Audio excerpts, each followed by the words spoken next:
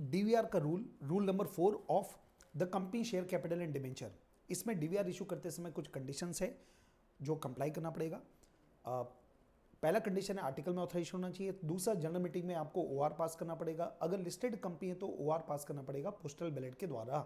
तीसरा नंबर है इसकी लिमिट, जो डीवीआर है it should not exceed 74% of total voting power including voting power of DVR. तो डीवीआर के द्वारा जो वोटिंग राइट है वो भी इसमें शामिल होगा, तो टोटल का 74% से ज़्यादा नहीं हो सकता। इसके बाद कुछ डिफ़ॉल्ट है, वो डिफ़ॉल्ट नहीं होना चाहिए, तभी आप डीवीआर इशू कर पाएंगे। ये डिफ़ॉल्ट है, पिछले 3 फाइनेंशियल ईयर के annual account and annual return को फाइल करने में डिफ़ॉल्ट नहीं होना चाहिए। यहाँ पे हमने बात किया था कि अगर पूरे के पूरे 6 डॉक्यूमेंट आप फाइल करने में डिफ़ॉल्ट करोगे तो डीवीआर इशू नहीं कर पाओगे, नहीं तो डीवीआर इशू कर सकते हैं। अगला पॉइंट था 3DP, नो सबसिस्टिंग डिफ़ॉल्ट, मतलब डिफ़ॉल्ट कंटिन्यू नहीं होना चाहिए 3 चीज़ों का। पहला, डिक्लेयर डिविडेंड को पे करने में। दूसरा, डिपॉजिट का रिपेमेंट करने में, इंटरेस्ट को पे करने में। फिर अगला डी है डिबेंचर का रिडम्पशन करने में, इंटरेस्ट को पे करने में। और पी है प्रेफरेंस शेयर का रिडम्पशन करने में। और इनमें खास बात क्या थी, अगर आप डिफ़ॉल्ट को ठीक कर लोगे तो आप डीवीआर इशू कर सकते हो। अगला पॉइंट का कोड वर्ड था अपना, पिटाई किया तो 5 साल के लिए गए। अब ये क्या था, अगर कंपनी ने डिफ़ॉल्ट किया किन का, पहला पी है प्रेफरेंस शेयर को डिविडेंड देने में। अगला टी है टर्म लोन का रिपेमेंट करने में डिफ़ॉल्ट किया। टर्म लोन आपने किससे लिया, पीएफआई से, स्टेट लेवल फाइनेंशियल इंस्टीट्यूशंस या शेड्यूल बैंक, या इनका इंटरेस्ट, इसका पेमेंट करने में डिफ़ॉल्ट करोगे।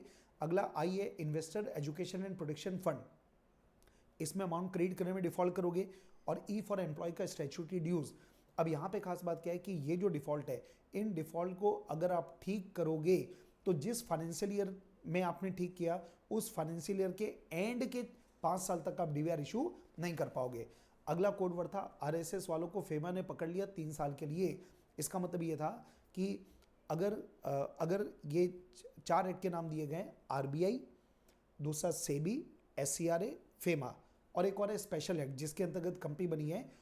इन एक्ट में कोई कोर्ट या ट्रिब्यूनल ने कंपनी को पिछले 3 साल में कंपनी को कन्विक्ट नहीं किया हो, मतलब ऑफेंस के लिए सजा नहीं सुनाई हो, तो आप डीवीआर इशू, अगर सजा सुनाई तो डीवीआर इशू आप नहीं कर पाओगे।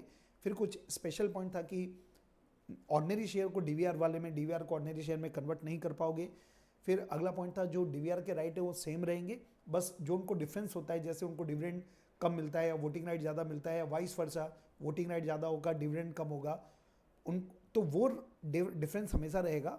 और रेस्ट ऑफ मेंबर में डीवीआर के बारे में सर्टेन डिटेल्स आपको डालनी पड़ती है।